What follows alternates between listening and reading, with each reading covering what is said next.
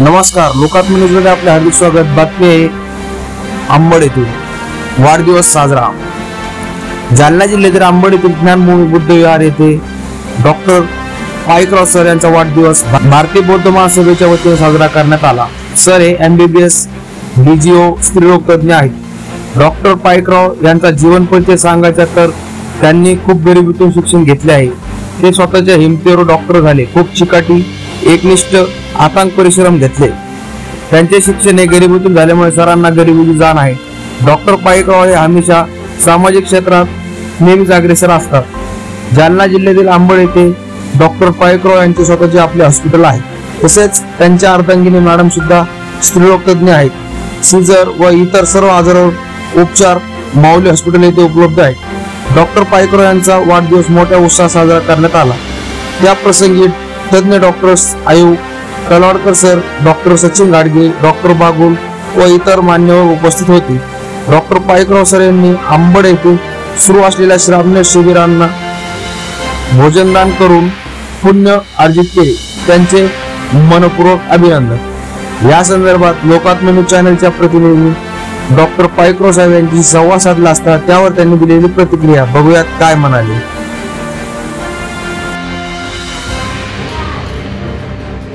अर्ध जागृत मनातील भावनांचा साठा, power of subconscious mind, positive affirmations या माझा जन्म 14 एप्रिल 1982।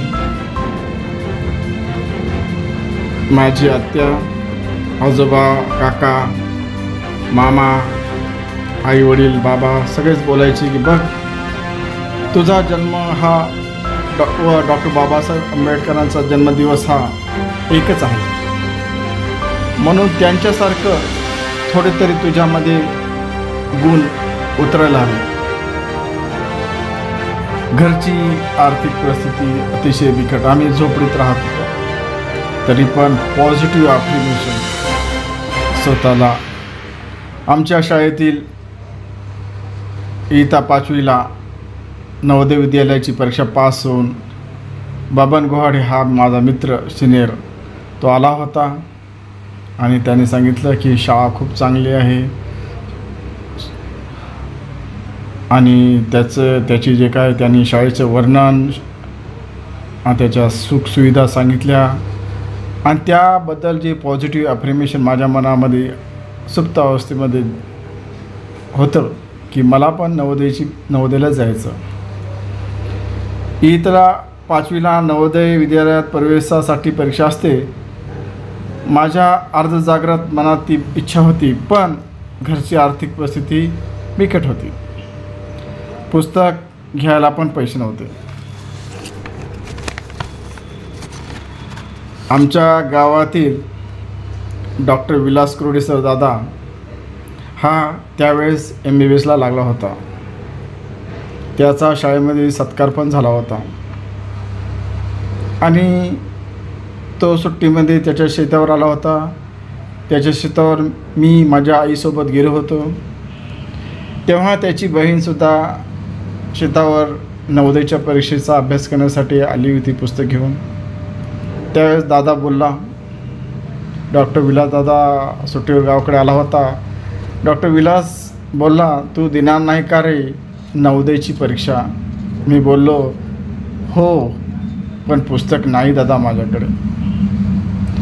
लगेच त्याने त्याच्या बहिणीकडील पुस्तक मला दिले व बोलला, तू अभ्यास कर, मी माझ्या बहिणीला दुसरे पुस्तक घेऊन देईन। आणि मी अभ्यास केला व पॉझिटिव्ह अफर्मेशन्स सकारात्मक विचार एकच होता की मला बबन गोहाडेसारखं जो नवोदयला माझा सिनियर मित्र लागला त्याच्यासारखाच मी पण नवोदयाची परीक्षा पास होऊन उत्तीर्ण होऊन नवोदयला जाणार आहे। आणि त्याच वेळेस मेच्या महिन्यामध्ये बाहेर झोपलेलो होतो आणि मी स्वप्न पण बघत होतो की माझा नवोदयला नंबर लागलेला आहे, कॉल लेटर घेऊन पोस्टमास्टर आलेला आहे, सकाळची वेळ होती आणि ती घटना तशी घडत पण होती। पोस्टमास्टरने उठवलं की बाळा उठ, तुझं नवोदयचं पत्र आलेलं आहे. 78 नंबर लिहिलेला होता. 80 जागा असतात नवोदय विद्यालयासाठी आणि माझा 78 नंबर त्याच्यावर लिहिलेला होता. पत्र त्या सर्वांच्या समक्ष उघडलं आणि नवोदयच्या परीक्षेला मी पास झालो म्हणून सर्वांना खुश झालं. सर्वांनी, आईवडील, आजोबा, आत्या, सर्वांनी खुशीत जे काय घडलं ते जे काही पॉझिटिव्ह अफ्र्मेशन घडतात की माझ्या मनामध्ये पॉझिटिव्ह अफ्र्मेशन मी ठेवले की आपल्याला जे काय आपल्या या झोपडीतून बाहेर पडण्यासाठी आपल्याला अभ्यास करावा लागेल आणि आपल्याला मेहनत करून. आणि सर्वात महत्त्वाची गोष्ट म्हणजे 14 एप्रिल हा जन्मदिवस मला हा मोटिवेशन देणारा जन्मदिवस आहे आणि राहणार. कारण मला नेहमीच आमच्या घरचे आजोबा, आत्या सर्वच म्हणायचे की डॉक्टर बाबासाहेब आंबेडकर कसे अभ्यास करत होते, कसे घडले. अरे तू पण त्याच तारखेला जन्मलास 14 एप्रिलला, तू का करू शकत नाहीस, म्हणून तू अभ्यास कर. नवोदय विद्यालयामध्ये मी 6वी ते 10वी हा इथपर्यंत शिकलो आणि त्यावेळेस ज्या सुखसुविधा नवोदय विद्यालयामध्ये मिळत गेल्या आणि मी पास होत गेलो. पण मला डॉक्टर व्हायचं होतं.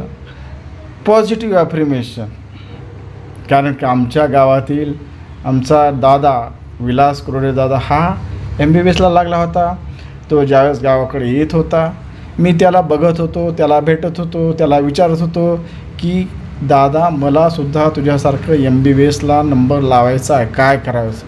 आणि तो मला सकारात्मक सांगायचं की काही अवघड नाही, तू MBBSला लागणार म्हणजे लागणार.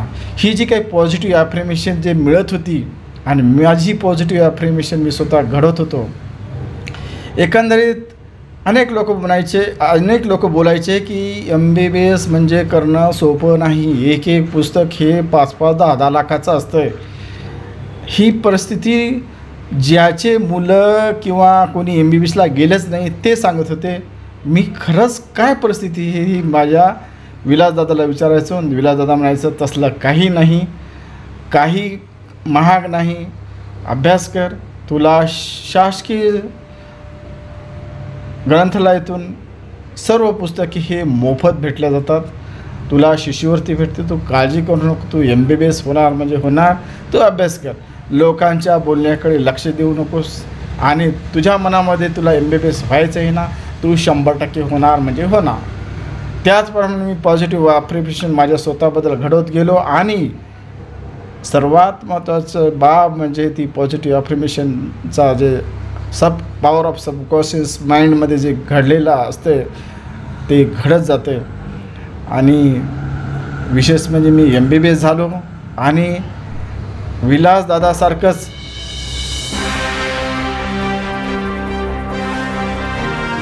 लोकात्मक न्यूज चॅनलसाठी प्रतिनिधी तरंग कांबळे, अंबड.